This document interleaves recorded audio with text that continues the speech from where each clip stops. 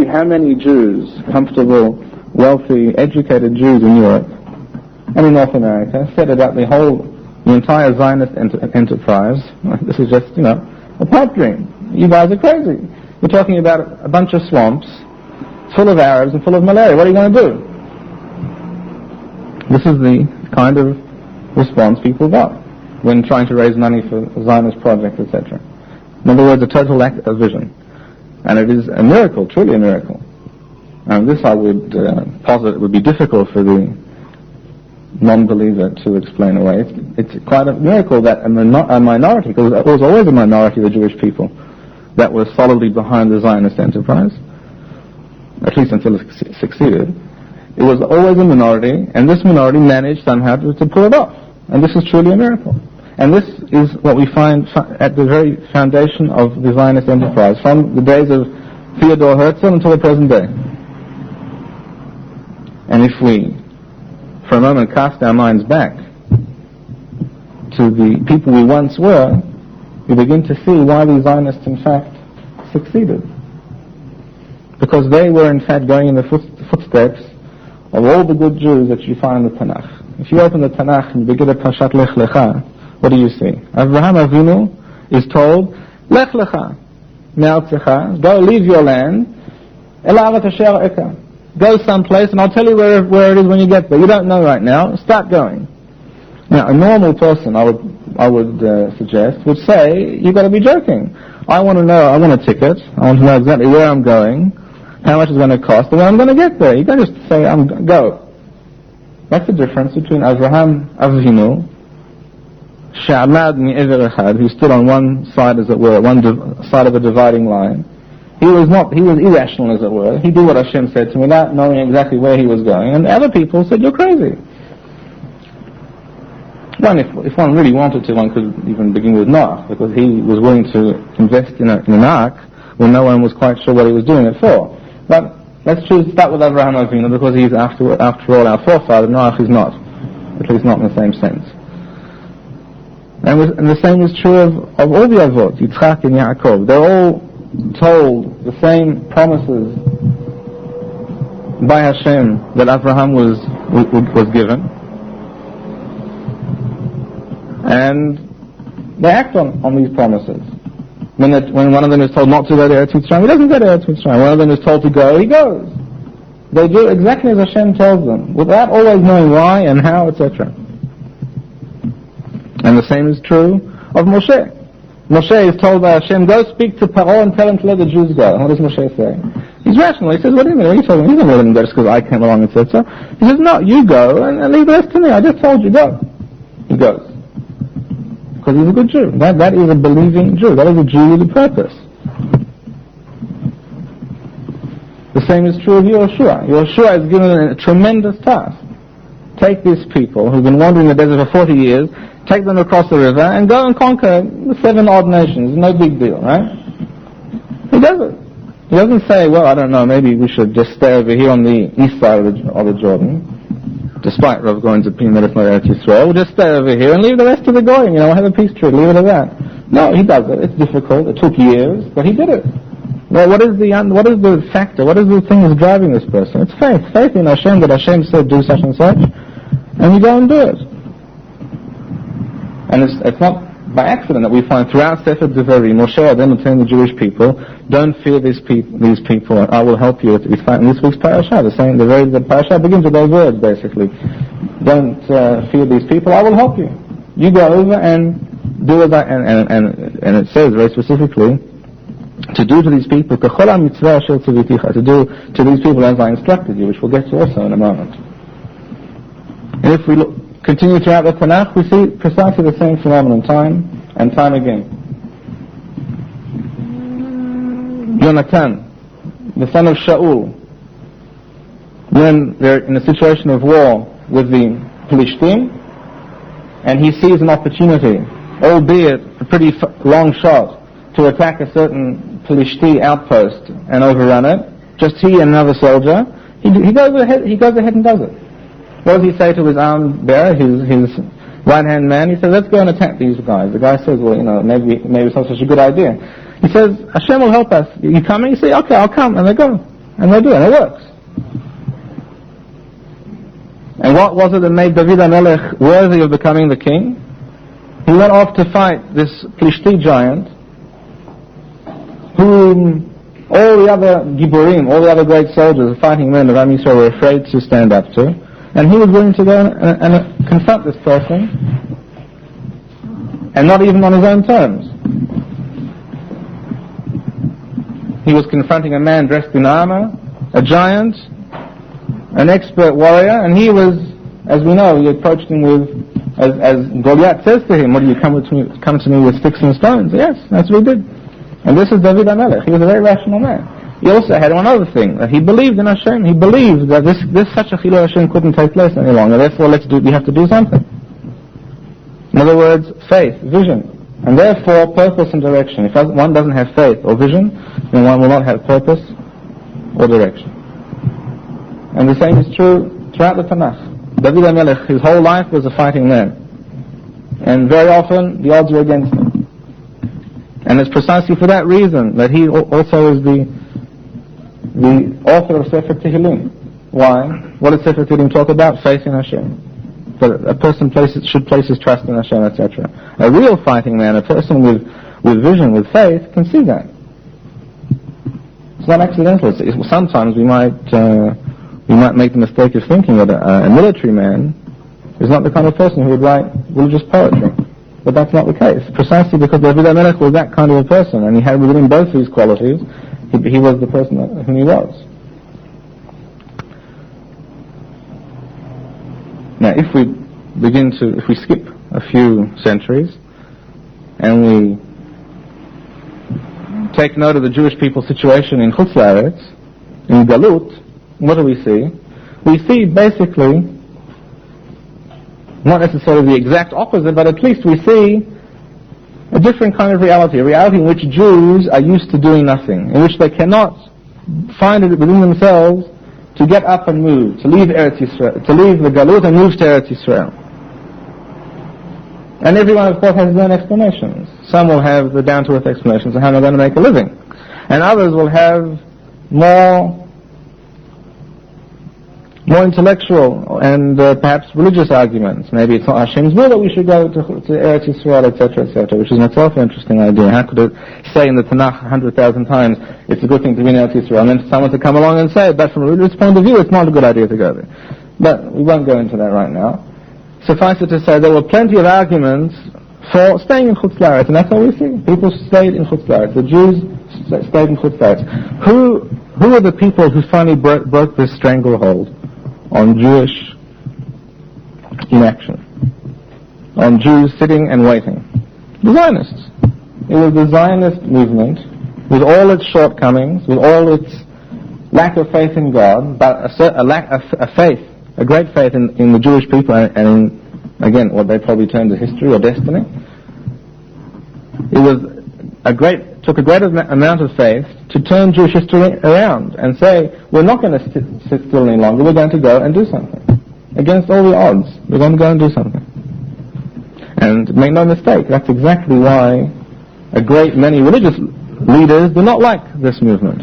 Precisely for that reason. It ran against the grain of what they took to be the classic Jewish position, which was sit and wait, and hope for the best. Generations of sitting in Galut, not doing anything, convinced a great many people this was the correct position, this was the Jewish position. And thus, when people came along and said, let's get up and do something new, let's move to Eretz Yisrael, and it doesn't matter what, it may have been called, they may have even called it Palestine at the time. In fact, the original Zionists didn't even use the term Eretz Yisrael, they spoke about Jewish homeland. Of course, many people said, well, this can't be right, this is something new, this is not something we've ever done before, we're used to sitting still, to waiting.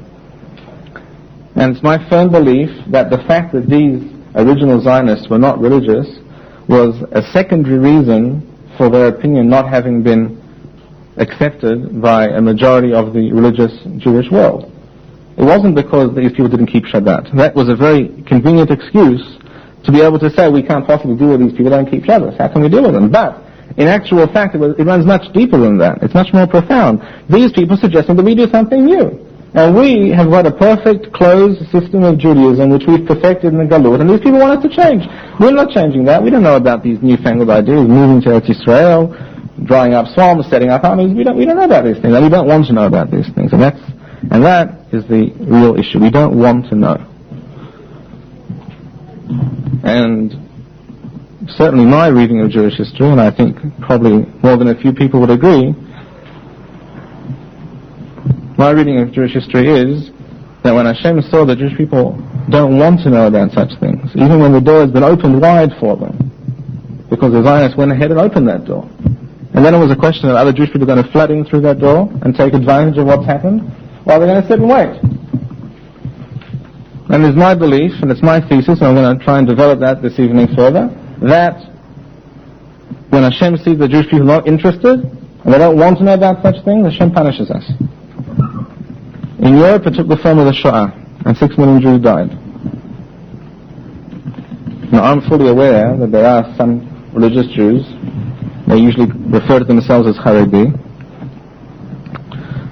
who will say, that's a terrible thing to say. How can you say this? Many great rabbis said to stay in Europe. You're absolutely right. Many great rabbis did say to stay in Europe. They usually fail to mention there are also many great rabbis who said not to stay in Europe. That's the first point they usually forget to point out. And second of all, they entirely ignored the question of, well, maybe those rabbis were wrong. Maybe these people, as Rav Kana used to say, they saw so many trees, they failed to see the forest. In other words, they failed to see the basic thrust, the basic message of Yahadut, because of an encyclopedic knowledge of the tiny details, minutiae of halakha, that are part of Yahadut. And that's the real issue. And if we bring this entire question forward a few decades, and we reach the juncture of the Six-Day War, here is another instance, and if this isn't a good example, I really can't think of a better one, of Hashem throwing the door wide open for us. Huge areas of Eretz Yisrael are now ours, all of a sudden, with a minimum of human sacrifice. Har HaBayit is biyadenu, as Mota Gur informed us over the walkie-talkie. It was for about a day and a half until Moshe Dan gave the keys back. And what do? Exactly, we give the keys back. We say, no, thank you very much. This is too much for us. We don't want to know about it. We can't handle Har HaBayit. We can't handle Shechem. So please give it to somebody else. And that's exactly what Hashem is doing right now. I don't want to sound like an alarmist or a pessimist, but I'll be honest with you. I'm not very optimistic at this point in time as to what is going to happen in Yudan Shalom. I have very little confidence at this point that we will be in control of Yudan Shalom in 10 years' time. The way things are going now, things could go take any course. One can easily read events as they're unfolding day by day and reach the conclusion that it just may be that we'll lose control of these areas. And the question is why? How could this happen? In the space of 25 years to receive it and then to lose it, what's going on here? It's because we don't want to know. We don't wish to listen to Hashem calling us. And this call of Hashem is a form of national teshuvah. And this is exactly why Rav Kook writes in Otat Teshuvah that the actual returning to Eretz Yisrael is a form of teshuvah. And a great many Jews have a lot of difficulty understanding that. What does it mean to come to Eretz Yisrael as teshuvah? That's not teshuvah. Teshuvah is going like this, saying Avinu Malkeinu. Teshuvah is making sure to eat only a certain kind of meat and only to drink certain milk products or what have you. That's teshuvah. And they also bring proof for this. Look at the Shulchan Aruch. It says that even someone who does not normally eat, doesn't make sure to eat bread baked by Jews during the year, should make sure to do so during a certain teshuvah. For this represents for these people teshuvah. This is the whole idea of teshuvah. Rav Kook says no. Teshuvah is a much, much wider, greater concept than that. The Jewish people returning to their land and fulfilling their divinely ordained purpose in the world is a very, very major form of teshuvah. And it's exactly what people are missing. And when Hashem throws the door wide open and says, here it is, here's Eretz Yisrael, do something with it. And here's Har HaBayit, no. And what do we say? You give the keys back. Now, what does a person normally feel when he goes to the trouble of buying a present for someone, gift wrapping it, putting a card on it, and giving it to the person and saying, here, this is your birthday present. And the person turns around and says, no thanks, I don't want it. What does the average person feel? Terribly insulted and hurt, and he feels he wasted his time. This person doesn't appreciate, doesn't understand what I just did for him. And more than likely, this person will not want to talk to this person for quite some time. He will put him in chayim. I want to know you. You didn't want to accept my present. In the same way, Kivyachol, Hashem is dealing with us. We are given a tremendous amount of opportunities by Hashem, presents. He shows us a great deal of chesed. He saves us from one war and another war. And what do? The exact opposite of that which Hashem intended, every time. If it's the land, then we don't annex it. And if we do annex it, the great Menachem Begin, he annexed the Golan supposedly, right? Well, I have news for you. If you look very carefully at the wording of the law, you'll see they never annexed the territory. What he did was, he applied Israeli law and jurisdiction to the land. Now, why would you imagine he would do such a thing? I'll tell you why. Because there is a certain Labour Chaver Knesset who recently announced, and I believe him wholeheartedly, who said that Menachem Begin told me, the day that law was accepted, that he worded it in such a way that if and when the time came, we could give it back to the Syrians for peace, or for some other... In other words, it would be open for negotiation. In other words, we didn't annex anything. East Jerusalem, which, as far as I'm aware, was officially annexed in the most real and most meaningful way, and in legal terms as well. What do we have now? We have a government that doesn't allow Jews to live in East Jerusalem, preventing them from buying houses in East Jerusalem. I should mention houses that once belonged to Jews, of course, but that also is not important. The main thing is that Jews should live in East Jerusalem. And Jews who do dare to live in East Jerusalem, well, you may wake up in the morning to find your car not burnt, and you may not. But you take your luck. So it's all a matter of chance. In other words, we see a total lack of direction, no vision, no idea of where we're going, and therefore no meaningful action on the part of the Israeli people, on the part of the Israeli government.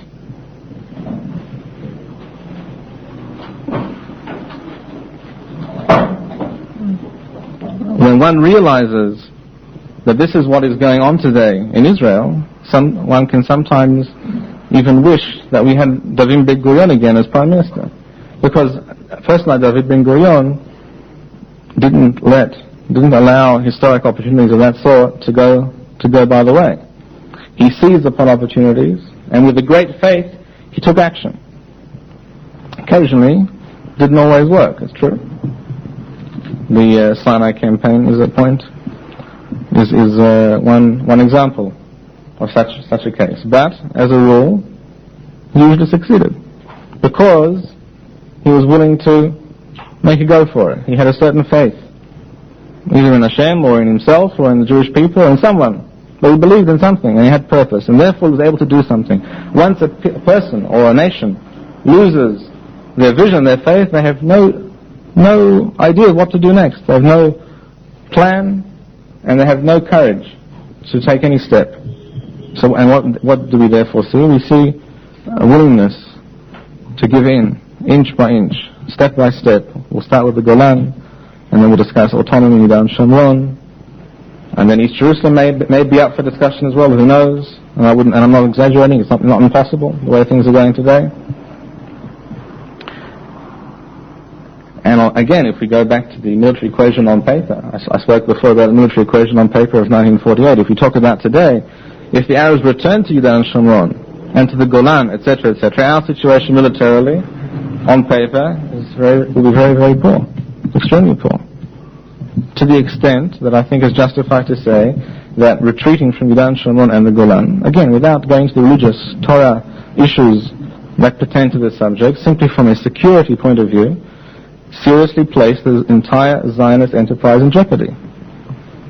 It's true, we survived 19 years in that situation before. That is, in no way proves that we can do it again. So what is the answer? What is going on here? The real answer, the only answer I'm aware of, is teshuvah, but not only the small, nitty-gritty, halachic teshuvah limited to the kitchen and to the shul, which is how most people view the concept of teshuvah. We need teshuvah on a national scale. We need to talk about teshuvah in all its aspects.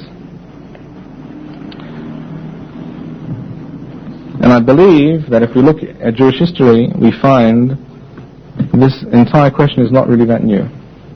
I spoke before about the time of the Tanakh, where we find one Jewish hero after the other, one Jewish leader after the other, willing to lay his life on the line and go ahead and do whatever he's told to do by Hashem. And sometimes even he's not told by Hashem to do it. For instance, David HaMelech wasn't told by Hashem to go find Goliath. He thought that was the correct thing to do. And he was right, of course, and he therefore went and did it. He knew that was what Hashem wanted him to do right now. Well, he wanted someone to do it, and he felt that he should do it. In the same way, Yonatan was not told by Hashem, go and attack these Philistines. He thought this was the correct thing to do at this point in time.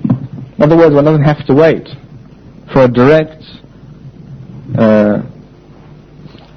instruction from Hashem, a prophecy or something of that kind to tell us what to do. That's why we have this book here, the Torah. The Torah tells us what to do. When there happens to be a Navi around and you can ask him, then one should endeavor to do so. And even there, he may not always have the answer, if Hashem didn't give him the appropriate answer. And again, we revert to the Torah.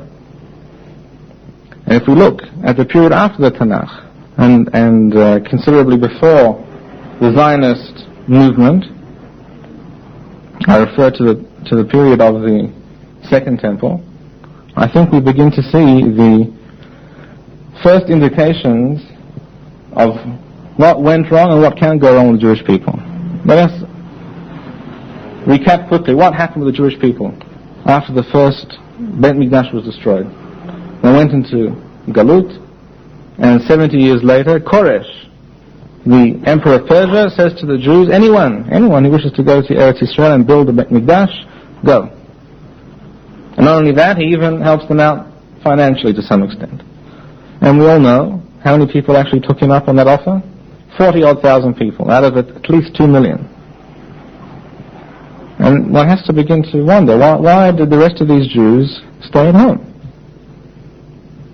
Or, shall we maybe rephrase that, not at home. Why did they stay in Bavel? Why didn't they want to go home? And it seems to me a little bit hollow to suggest that the consideration of livelihood, etc., was the overriding factor. And there were, after all, some great people around at the time. And if not at that point in time, then later in history, during the time of the Tanaim, there were already Torah scholars in Bavel. Why didn't they tell people to go? Go to Eretz Yisrael? Here I think we see the beginning of the problem. And I call it the Galut syndrome. And I believe, quite honestly, it's a kind of disease. The Jew begins to believe that living in Galut is okay, and it's normal, and it's acceptable. Until, of course, Hashem tells us, and what does it tell us mean? That's a very good question. Until he somehow schleps us physically and throws us into Eretz Yisrael by some supernatural means, and then we'll finally realize this is a good land, this is what Hashem wants, and we'll go ahead and do it. But until such time we remain in Galut, we don't do anything about it. We don't take action. We're passive. And we see this from the time of Ezra Sofer, all through the time of the second Beit Mikdash, and after that time, after the destruction of the temple. There were, after all, from the time of the destruction of the second temple, in the year 70 according to the Christian calendar, for another 600 or 700 years there was a sizable Jewish population in Eretz Yisrael. In fact, a bit longer than that perhaps, but certainly for 500-600 years following that. And we don't see Jews coming Aliyah. We don't see them doing very much at all. And as I say, this is not a new problem. And we have to understand also what was going on in the minds of the Jews in Eretz Yisrael when these Jews in Bavel were not coming. And if we look at the sources and we begin to open our eyes, we see some amazing things. We find, for instance, in the Gemara, in the Sechet Yoma, Daf Tet, Amud Bet, famous Gemara, many of you have heard it. It says that Resh Lakish, who was a Jew from Eretz Yisrael, and in actual fact he began his life as a highway robber. And I'll leave you to decide whether that has anything to do with his opinions later in life when he became the second greatest Talmid Chacham in Eretz Yisrael. He was also the brother-in-law of Rabbi Yochanan. He was swimming in the Yarden, in the river. And Rabbi Bar-Hayim, who was a Talmid Chachamim, a great scholar from Bavel, came on a visit to Eretz Yisrael, and he happened to be there. He saw Resh Lakish in the river, and he offered him his hand to pull him out. Resh Lakish says, "Go away, I don't want to talk to you. Hashem hates you people." Amazing thing to say to Rabbi Bar-Hayim. You won't find many rabbis today willing to say to Rabbi Bar-Hayim, "Hashem hates you." So he says, "Why? What do I do?"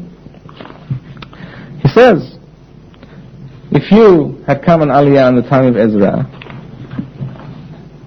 then things would have gone very differently. Because you were not willing to do so, you chose to remain in Chutz La'aretz. You chose to sit things out and to wait, not take action, and wait and see what these few Jews in Eretz Yisrael who were brave enough to do something, see what happens. Because of that, the whole enterprise collapsed, meaning that in the long run, the Mikdash was destroyed by the Romans, and they were conquered by the Romans, etc., etc., and they were sent into Galut, many of them. And following that, even the Jews that remained lived under foreign rule. And the Gemara bases on a pasuk in Shiur Shirim. But to cut a long story short, we see very plainly, unless we're entirely blind to what's going on here, we see two entirely different approaches to how Am Yisrael is supposed to conduct itself. We see that Resh Lakish says Jews have to do something. When Hashem gives you the opportunity, you've got to go and do it. You don't just sit around and wait. And Rabbi Bar-Hayim, albeit that this is happening 600 years after the time of Ezra Asopher, 600 years after the time that the Jews from Bavel could have come to Eretz Yisrael and chose not to. And therefore it wasn't really Rabbi Bar-Hayim's decision at all. And really he's the last person you could blame for all of this. And yet Resh Lakish says to him, Hashem hates you people because you and your ancestors, you people chose to stay, and you're still, and maybe he blames him because he also to that day lived in Bavel. And he said you people are responsible for what befell us in the long run. In other words, what is he saying really? Resh Lakish is a very realistic point of view. He says if there were more Jews here, then he would have been a stronger nation. He could have repulsed the Romans, and he wouldn't have been conquered by these people, and the Mikdash wouldn't have been destroyed, etc., etc. He didn't sit down and say, although I'm sure he also believed that the Jews sinned, and therefore they brought this upon themselves, but he also considered that part of the sin was the fact that Jews didn't come. It wasn't just the sinat chinam that existed between Jews and Eretz Yisrael that brought about the destruction of the Mikdash. It was the fact that Jews didn't come to Eretz Yisrael in the first place. That itself is the sin. That's what Resh Lakish is getting at. It's not that Resh Lakish doesn't believe in Sachar and Onesh, in reward and punishment. Of course he does. He says the punishment is the fact that we lost because you didn't come along to Eretz Yisrael. What I'm suggesting is that there are two diametrically opposed positions on how the Jewish people should conduct themselves, having found themselves in Galut. What is the next step? Do you wait and wait and wait indefinitely for some supernatural miracle, or do you, as soon as the opportunity presents itself, get up and do something? And here I think we find very plainly these two positions, and I call them the Bavli position and the Eretz Yisrael position. Now, if this thesis, and I don't really think it's such a thesis, I think it's a thesis is something which sews together one little piece of information to the next until finally you can perhaps show some kind of causative effect, some logical connection between A, B, and C. But here, really, in actual fact, things are absolutely explicit. If we were to find that this story or such a dialogue occurred once throughout all of Chazal, all the literature we have from Chazal, perhaps someone would be justified in saying, well, one source doesn't prove everything, or doesn't prove very much. Which, even that is probably not correct, because one who says one source is not good enough. If it's clear, it's clear. It reminds me of a certain skit I once saw in which a Minister of Finance, British Minister of Finance, is sitting there and replying to the opposition's claims about the economy being terrible, and the opposition claims, and they bring all these figures to prove it. So what does the Minister of Finance say? Figures prove nothing, which of course is absurd for the Minister of Finance to say. In the same way, it's absurd to say one source doesn't prove it, but there are more sources. There are plenty of sources to back this idea up. We find in the Gemara in several places, and this is the Talmud Bavli note. This is already the Jews in Bavel, and the Chachamim in Bavel writing this, that the term Bavli is used as a dirty word. In other words, when you want to call someone by some unflattering name, you sometimes use the term, you're a Bavli, or you call them a Bavli, even if he wasn't, because it was considered a derogatory term. We find, for instance, in the Midrash, in Shiur Shirim, Parashah Het, we find that Rabbi Zera, who was a Bavli by birth, and he did Shuvah, in the sense that I mean, and he came to Eretz Yisrael. And in his first few days, he went to the shuk to buy some food. I'll read the translation of what goes on roughly in the Hebrew. He went to buy some meat, and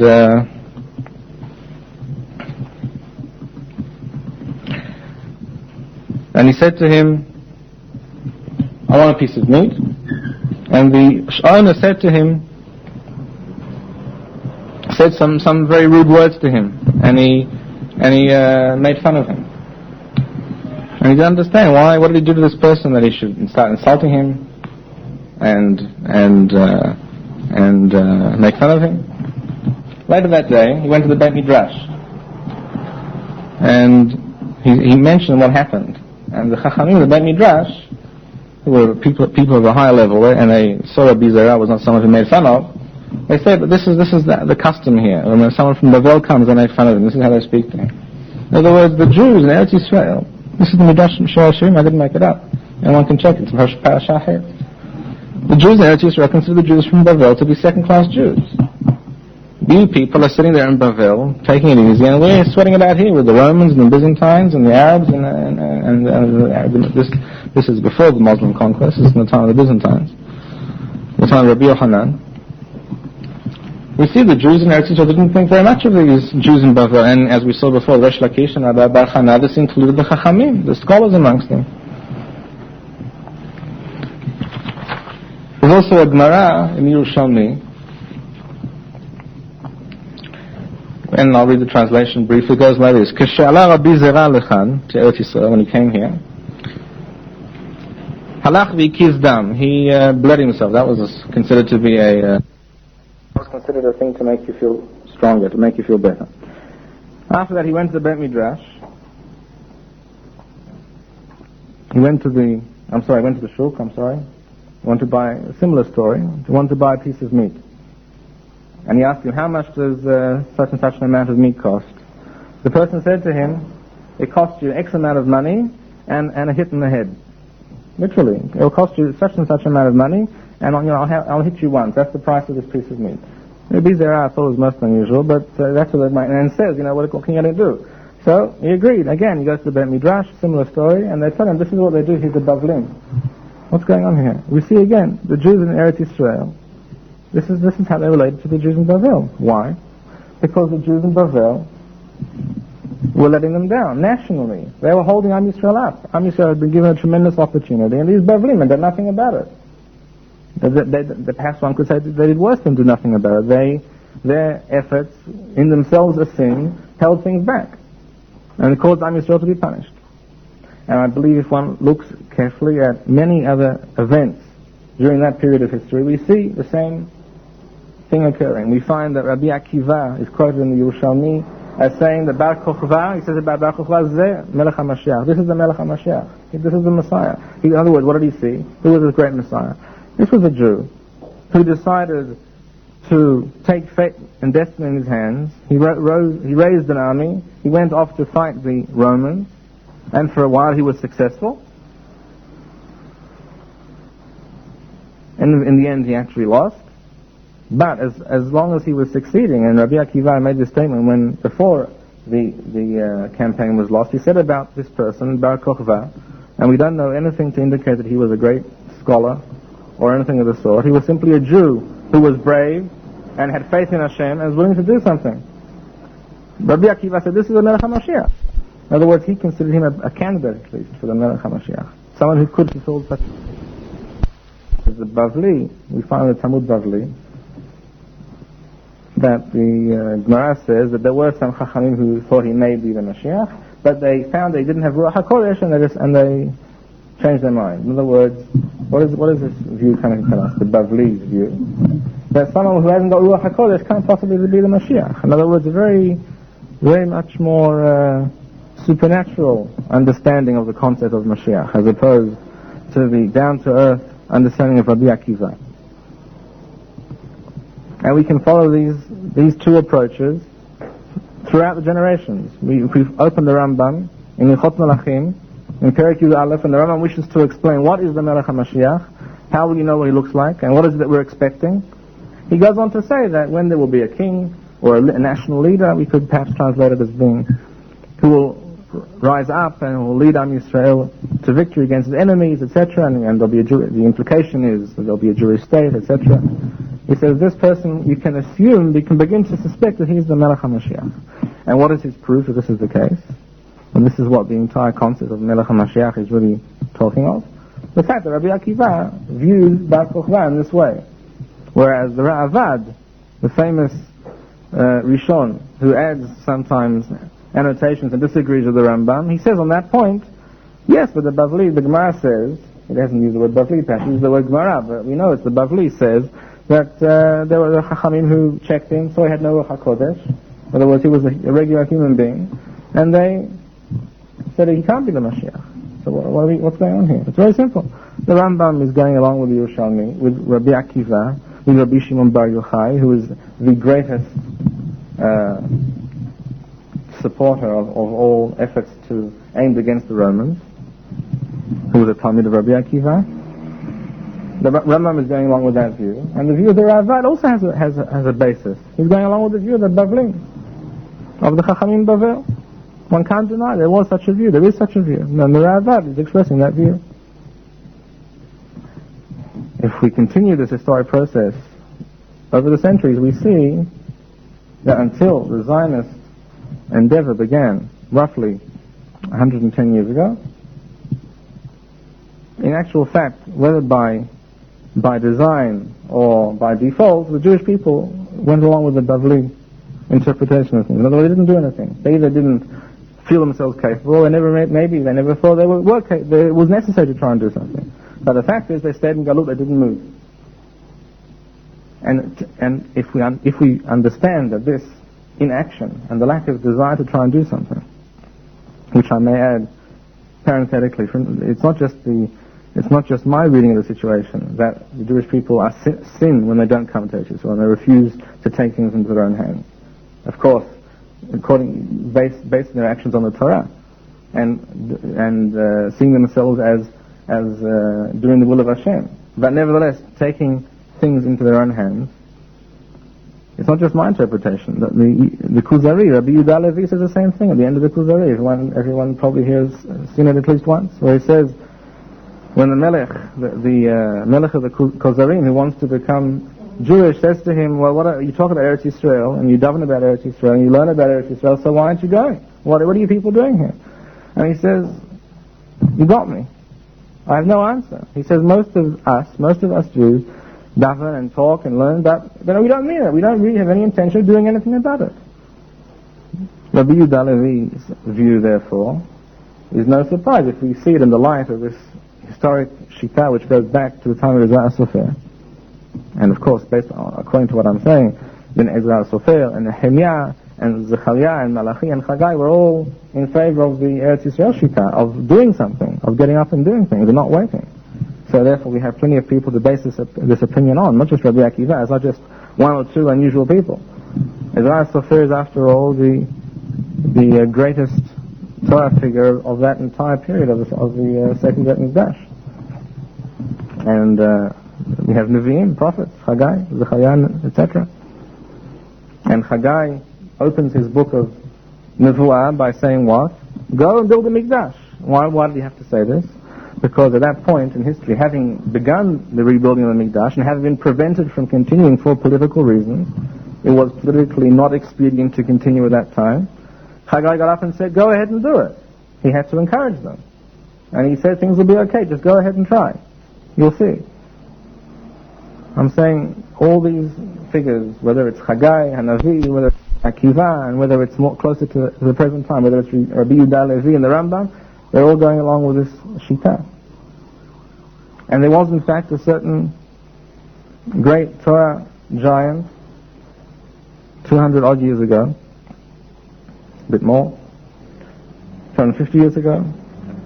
He was also of this opinion, and in that he was different and radical from most of his peers. And I'm talking about the Gaon of Vilna, the Gra. And the difference, the real difference between the Gra and most other Torah giants in Europe in his time, and in a few generations subsequent to that, was this. He said to his students, and he himself in fact tried to put into practice by coming here, but he was turned back, we are told, by Hashem himself, in that he had a dream on the way, when he was ready, on his way to Eretz Yisrael, that he should turn back. But he told his students, come to Eretz Yisrael, settle the land, and that will be the beginning of the Geulah. Now is the time to get moving. He didn't believe in waiting, he believed in getting moving. And needless to say, no one took very much notice of it. And that is why it took an entire rebellion against Torah in the shape, in the form of the Zionist movement to actually bring this to fruition. Because the words of the Gra were not heeded by the Torah world. And thus, an irreligious organization and an atheistic philosophy had to come about which got people moving. And that, of course, is a tragedy. And that's exactly what Rav Kook writes in Orot, in many of his books. But this is the tragedy of what's going on. But the religious Jews don't see what they should be doing, so it's left to the other irreligious Jews to do it for them.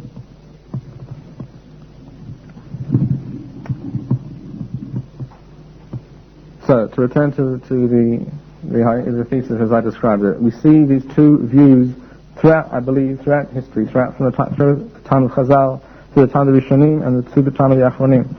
And we see it in the present day as well. And we have to understand what we're dealing with. When we discuss the views of Rav Shach, for instance, and I wish him long life and health, and he's a very great Torah scholar. But I also believe that he has very little understanding of what Hashem wants us to do in this world. And that sounds a very bombastic thing to say, but that's how it is. That's the bottom line. When you compare the views of Rav Shach to the views of, for instance, Rav Kook, or to bring it closer to home in this building here, to the views of Rav Kahana, Hashem Yikom et Damo, you see the difference. The difference is that Rav Shach is in favor of waiting, of sitting around, and not enticing the Goyim, chas v'shalom, and therefore don't annex the land. And in fact, if they ask for it, give it back, etc., etc. And we know this to be his view. He's written it down, black and white, many times. And as opposed to those who say, no, we have to go ahead and do something. We have to settle the land and conquer the land and fight for it, and all, etc., etc. It's these very same two views expressing themselves. Both these views are coming from somewhere. And it would be most unusual in a Torah context for a view to which so many people subscribe to be coming from nowhere. And that's not the case. It is coming from somewhere. It's the Bavli Shita. But unfortunately, and this is what I'm suggesting, the Bavli Shita has never led anywhere.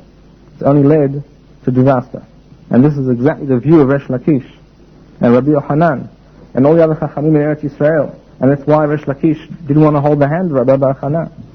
Can someone imagine today a Rav in Israel not wanting to hold the hand of a Rav from the United States because he lives in the United States? It would be a terrible insult. It would be in the Jewish press on the front page. So-and-so didn't want to hold so-and-so's hand. A terrible thing. I mean, usually the Jewish press has very important things on the first page. That's the sort of thing. It's terribly terrible. And he didn't want to hold his hand. And this same message we find in Orach Chaim. In Vayikra, Per Kafeh Pasuk. Pasuk Kafeh. The Orach Chaim says as follows. הגאולה תהיה בהעיר ליבות בני אדם, ויאמר להם הטוב לכם כי תשבו חוץ. The Gula will come about, says Orach Chaim, he used the term previous to that, the line previous to that, he says, when it's tzaddik, I think one could also put in the plural, when certain tzaddikim, chachamim, say to the Jews, do you really wish to stay here in Chutz La'aretz forever? Get up, move to Eretz Yisrael and do something about it. In the same way that Rabbi Yaakov Endin, the Yavetz, writes in his Sidur, and this is, we're going back 350 years, before the time of the Gra. He also says, I think today Jews have forgotten about Eretz Yisrael, they don't want to know about it anymore. This is what he writes in the Hakdamat to his Sidur, Bet Yaakov. So to get back to Bar-Hayim, he says, when there will be some Torah figures encouraging people and saying, do you wish to live in Chutz La'aretz forever? Golim mi'al shulchan avichem, as it were, removed from your father, in other words, in exile, and not at home. And he'll encourage them to give up their worldly possessions and their worldly considerations, he says. He'll encourage their spiritual side. And this is how Hashem will bring about the Geula. And then he goes on to say, and for this very reason, or for their failure to do this, all those B'lei Yisrael who are not doing this, Hashem Hashem will demand a din cheshbon. Hashem will demand an accounting of why they didn't do this, why they allowed Am Yisrael to sit in Galut and didn't tell them, this is the time, let's go, let's move to Eretz Yisrael, etc., etc. We see the same view of Bar-Hayim. It's the very same view of the Gra and the Yavetz, etc., etc., going all the way back to Zar Sofia. So this view is not new. What I believe is perhaps new is the fact that not many people are aware of this inattention between these two views. Thank you, Rabbi Bar-Hayim. We would like to encourage our viewers to share these videos with friends and send in your responses. We would also like to suggest the following opportunity to our viewers. If you identify with Rabbi Bar-Hayim's message and would like to sponsor or dedicate a video interview with the rabbi in honor or memory of a loved one, if you would like to obtain Birkon Nusach Eretz Yisrael or invite the rabbi for a speaking engagement, please email us at office@machonshilo.org.